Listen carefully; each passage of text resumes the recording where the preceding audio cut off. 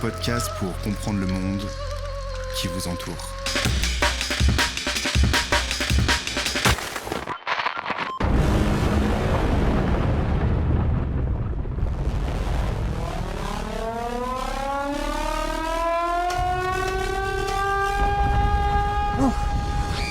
Vous venez d'entendre un extrait du film catastrophe The Wave, dans lequel tout un versant de montagne se détache et provoque un tsunami sur une ville norvégienne. Même si ce genre de scénario peut paraître complètement surréaliste, c'est pourtant ce qui peut arriver lorsque des pans de montagne contenant du permafrost s'effondrent dans la mer ou dans des lacs. Mais quel est le lien entre le permafrost et ces éboulements massifs ? Quels sont plus globalement les risques et les causes du retrait du permafrost à l'échelle planétaire ? On fait le point avec Florence Magnin, chercheuse CNRS au laboratoire Editem, et dont la spécialité est l'étude du permafrost dans les versants raides de montagne et en Arctique. Dégradation du permafrost, quelles conséquences pour nos montagnes ? Un podcast produit et réalisé par l'Observatoire des sciences de l'univers de Grenoble. Salut Florence. Salut Pierre. Alors, pour commencer, est-ce que tu peux nous expliquer ce qu'est le permafrost ? Bien sûr, le permafrost, c'est un terme anglophone qui correspond aux contractions des termes permanently et frozen. En français, on peut utiliser le terme de pergélisol, qui est aussi une contraction de gelée en permanence. Donc, par définition, le permafrost est un état thermique, c'est tous les terrains dont la température reste en permanence inférieure à 0 degré Celsius pendant au moins 2 ans consécutifs, plus généralement qui sont gelés en permanence. Et on a souvent en tête le permafrost des grandes plaines sibériennes ou du Canada, mais on le trouve aussi en montagne à haute altitude. D'accord, et quelle est la surface occupée par ce permafrost sur Terre ? Alors, dans l'hémisphère nord, on le retrouve sous 15 à 20% de la surface. Ça correspond grosso modo à la superficie de la Russie.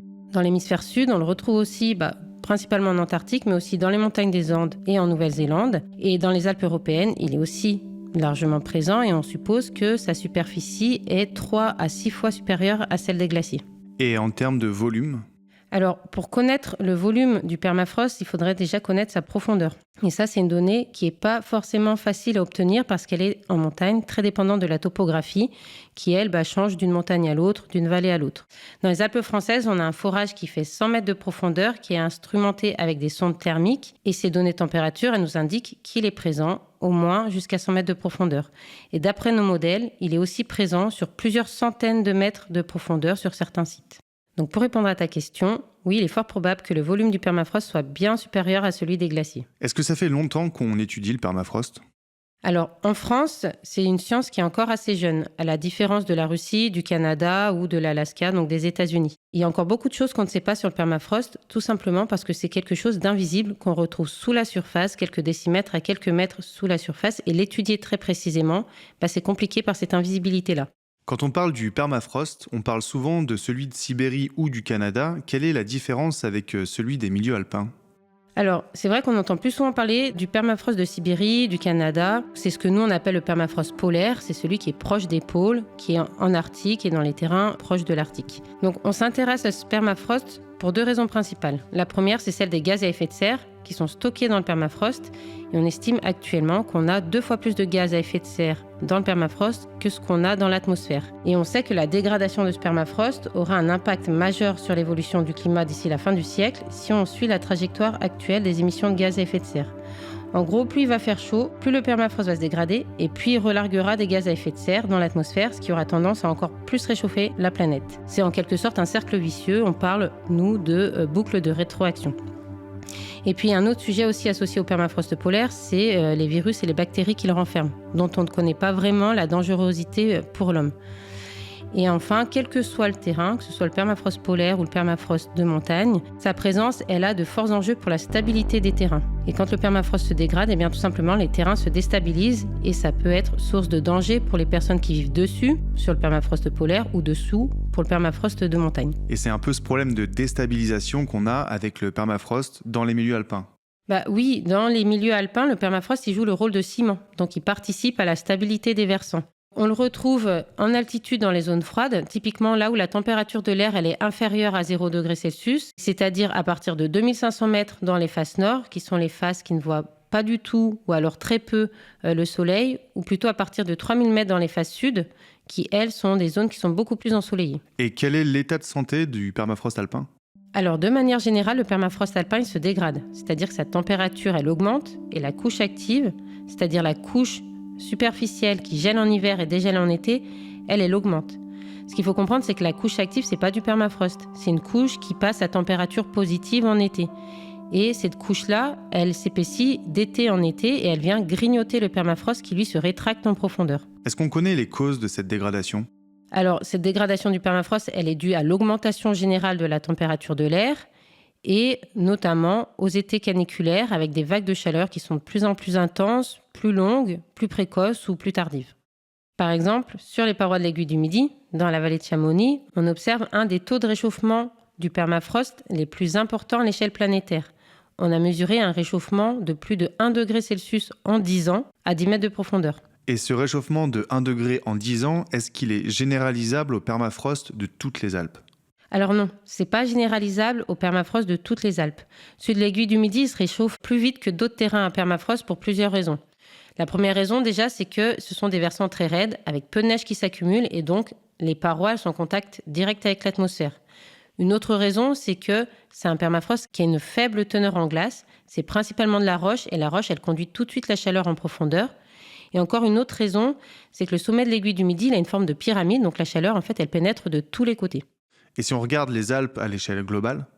Si on regarde à l'échelle globale des Alpes, la couche active, elle s'épaissit.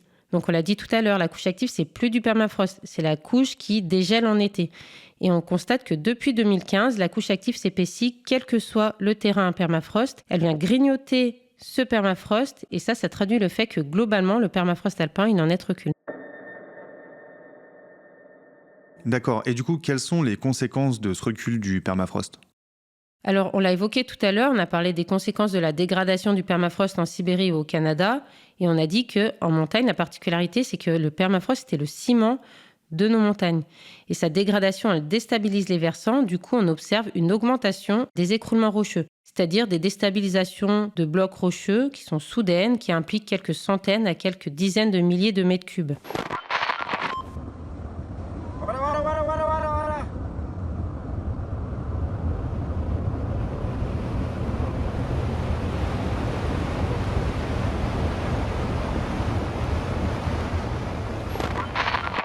Dans la partie centrale du massif du Mont-Blanc, mon collègue Ludovic Ravenel, il inventorie les écroulements depuis 2007 et on a remarqué qu'ils étaient particulièrement nombreux pendant les étés caniculaires, comme l'été 2015 ou quasiment tous les étés depuis 2018, avec un record en 2022 où on a eu plus de 282 écroulements d'un volume supérieur à 100 mètres cubes.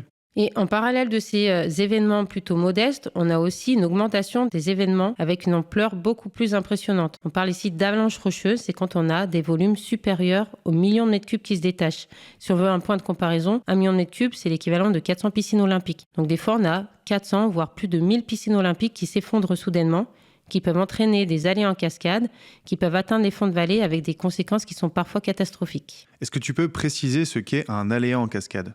Alors, un effet en cascade, en gros, c'est quand un aléa en entraîne un autre. Et il faut bien comprendre que le permafrost, il est tout en haut des montagnes.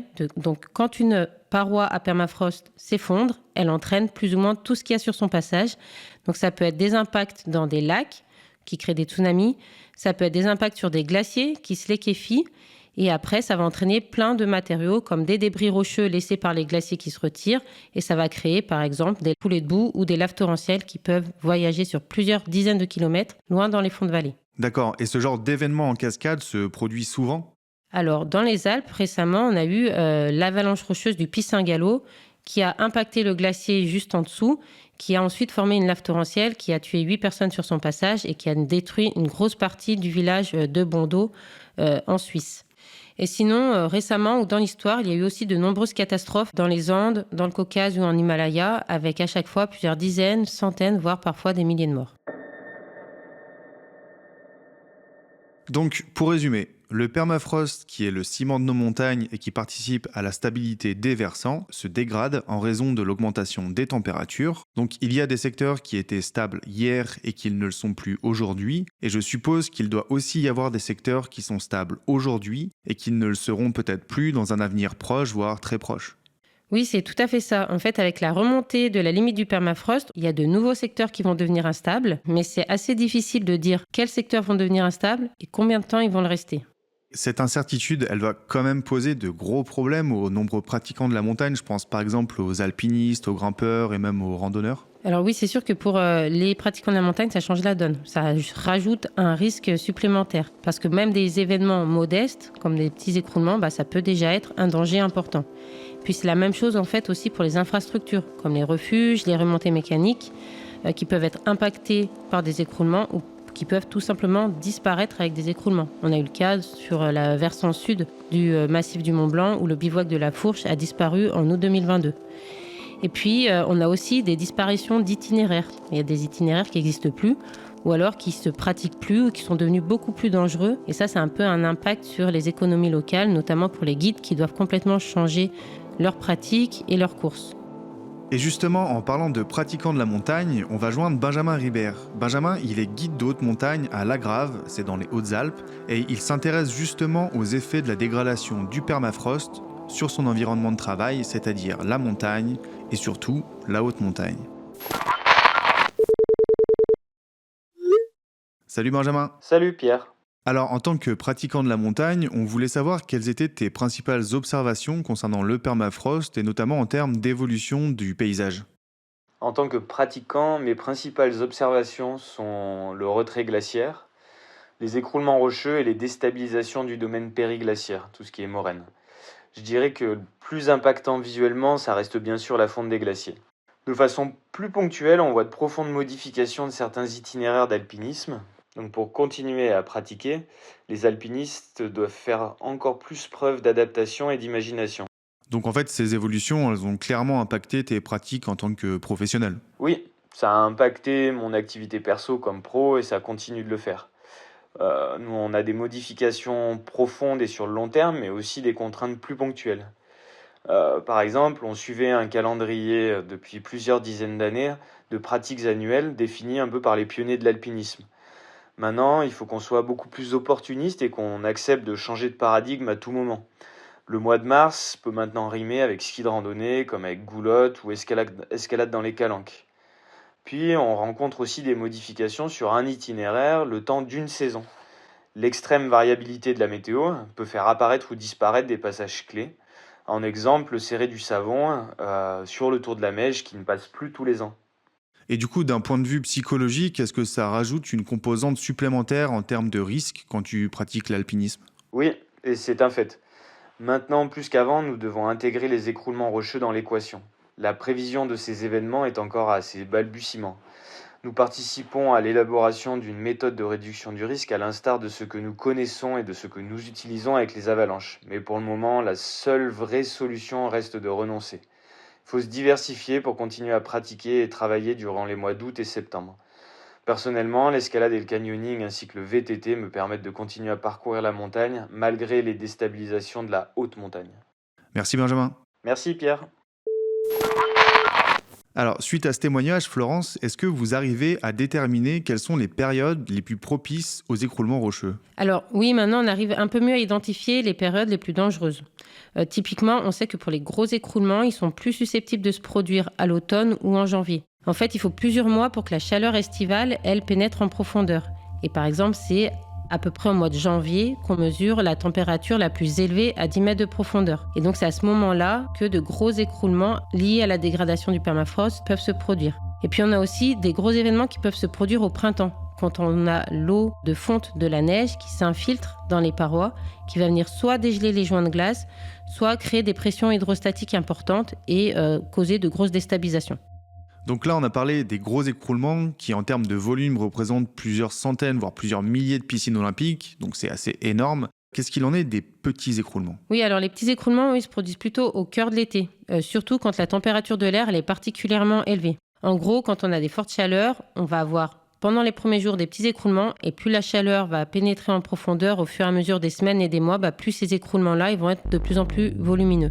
Et est-ce que vous arrivez facilement à faire circuler ces infos auprès des pratiquants de la montagne ? Et est-ce qu'on peut imaginer typiquement une sorte d'échelle du risque d'écroulement, comme c'est le cas pour le risque d'avalanche par exemple ? Dans la réponse précédente, j'ai dit qu'on arrivait de mieux en mieux à identifier les secteurs et les périodes propices au risque d'écroulement. Mais bon, contrairement au risque d'avalanche, c'est encore extrêmement compliqué d'identifier les jours et les zones qui vont devenir dangereuses de manière précise. La difficulté d'estimer ce risque, elle est liée à différents facteurs, notamment au fait que les risques d'écroulement ils vont varier d'un versant à l'autre. Parce que tous les versants n'ont pas la même teneur en glace, n'ont pas la même teneur en air, etc.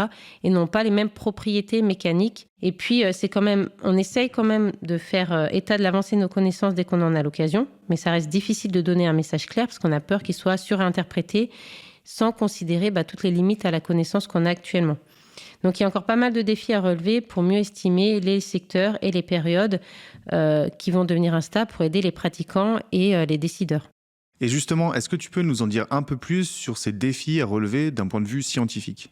Dans les Alpes, un des principaux défis, c'est de mieux comprendre la teneur en glace et la répartition de la glace dans les terrains. Et puis, c'est d'essayer de mieux comprendre sa réponse aux signaux climatiques et notamment les effets, par exemple, de la neige sur l'évolution du permafrost. Et mieux comprendre ça, ça nous permettra d'une part de mieux estimer les secteurs qui vont devenir dangereux. Et puis, ça nous permet aussi de mieux comprendre la réponse de la haute montagne au changement climatique. Concrètement, comment est-ce que vous faites pour étudier le permafrost et notamment pour recueillir des données ? Pour étudier le permafrost, la méthode la plus directe, c'est de mesurer la température. On a parlé de forage précédemment. Et bien là, on mesure la température dans des forages. Et dans les Alpes européennes, le premier forage qui a vu le jour, c'était en 1987, dans un glacier rocheux en Suisse. C'est quoi un glacier rocheux ? Un glacier rocheux, c'est une mixture de roches et de glace qui glisse sous l'effet de la gravité. En fait, c'est comme un glacier, sauf que là, c'est un glacier qui est principalement composé de débris rocheux et qui contient aussi de la glace. C'est ce qu'on appelle un permafrost riche en glace. Et pour en revenir plutôt à l'étude du permafrost en général, donc c'est surtout depuis les années 2000 que le nombre de forages s'est multiplié dans les Alpes. En France, on a eu jusqu'à 9 forages et actuellement, il nous en reste encore 7 qui sont actifs. Et les séries de températures les plus longues dont on dispose, elles ont 14 ans. Est-ce que vous avez des moyens ou des méthodes pour identifier les sites avec des risques d'écroulement de gros, voire de très gros volumes, qui peuvent donc avoir des conséquences dramatiques pour les populations qui habitent en dessous ? En fait, on ne peut pas vraiment systématiquement identifier ces sites où il y a des risques de grosse déstabilisation. Mais ce qu'on peut faire, c'est déjà remarquer des événements précurseurs, des petits détachements d'ampleur modeste, ou alors des fois, il y a même des gros événements. Et puis, on peut observer aussi des fois des mouvements lents avec des glissements, des déformations ou des ouvertures de fractures qui laissent présager que quelque chose va se passer. Mais il faut bien savoir que quand on dit que quelque chose va se passer, on parle de processus qui agissent sur des temps géologiques. Donc, demain, en temps géologique, ça peut être vraiment demain, mais ça peut être dans 10 ans, 100 ans, 1000 ans ou plus. Par contre, on a quand même espoir qu'avec les méthodes de télédétection, c'est-à-dire les données de lasers terrestres, de radars, notamment les données satellites, moulinées avec des algorithmes assez avancés, on peut transformer toutes ces données-là en mouvement et ça va nous permettre d'identifier les secteurs justement qui bougent pour mieux identifier les secteurs où il risque de se passer quelque chose d'important. Le problème, c'est que dans les versants raides, très accidentés, on a des effets d'ombrage qui vont venir limiter l'utilisation de ces données. Donc ces données, pour l'instant, on les utilise plutôt pour les glaciers rocheux. Parce qu'il faut savoir que la vitesse d'avancée des glaciers rocheux, c'est une indication de la dégradation du permafrost aussi, et qu'un glacier rocheux, il peut se déstabiliser. Donc on espère qu'à terme, on pourra faire la même chose pour les versants raides. D'accord, et en parlant de versants raides, est-ce que ça t'arrive parfois de devoir descendre dans ce type de versant pour récupérer des données d'un forage ? En gros, c'est quoi ta journée type sur le terrain ? Moi, ma journée type sur le terrain, c'est en effet déjà pas mal de préparation de matériel pour pouvoir accéder au site où on a nos capteurs. Donc ça implique très très souvent de descendre en rappel sur un capteur avec un peu de matériel, à minima un ordinateur, un câble pour se connecter et télécharger des données pendues dans une paroi. D'accord, et ce côté un peu extrême, c'est quelque chose qui te plaît dans ton métier ? Oui, en effet, c'est sûr, c'est ce qui me plaît dans ce métier parce qu'il y a un petit côté adrénaline, il y a un petit côté organisation, il y a un petit côté défi, on n'est jamais sûr qu'on va y arriver. Va falloir composer avec les aléas météorologiques. Des fois, il y a du vent, il y a de la neige, il fait froid. Et on n'est jamais sûr qu'on va arriver à faire tout ce qu'on a prévu. Et on espère qu'on s'est toujours suffisamment bien organisé pour le faire. Alors, nous sommes sur la face 16 de l'aiguille du Midi, à près de 3800 mètres. Et on va descendre sur cette paroi pour aller récupérer des données d'un forage. Donc ici l'enregistreur, et juste là on a la tête de notre forage qui fait 10 mètres de profondeur et qui est équipé de 15 capteurs. Mais après, au-delà du terrain, ce qui me plaît dans mon métier, c'est que en tant que géomorphologue, je m'intéresse à l'évolution des paysages. Donc comprendre comment les paysages ils évoluent, ce qui les façonne, se rendre compte de la place de l'homme dans ces paysages, sachant que sur les temps géologiques, justement, on n'est qu'une toute petite fraction de temps. C'est quelque chose qui me pose question tous les jours et je me plais vraiment à contempler le paysage et essayer de comprendre notre place, nous, en tant qu'humains. Ça pousse un peu à l'humilité. Et la place des éléments naturels qui, eux, sont actifs depuis des millions d'années. Merci Florence. Merci Pierre. C'est la fin de cet épisode de Pulsar et nous vous remercions pour votre écoute. Pour ne pas rater nos actualités, les nouveaux épisodes, mais aussi pour nous faire part de vos retours, vous pouvez suivre l'Observatoire des sciences de l'univers de Grenoble sur Instagram, Twitter, Facebook, LinkedIn ou encore YouTube. Vous pouvez également vous abonner gratuitement au podcast Pulsar sur les différentes plateformes de streaming et le gratifier de 5 petites étoiles, cela nous aiderait beaucoup. En attendant, on vous donne rendez-vous prochainement pour un nouvel épisode.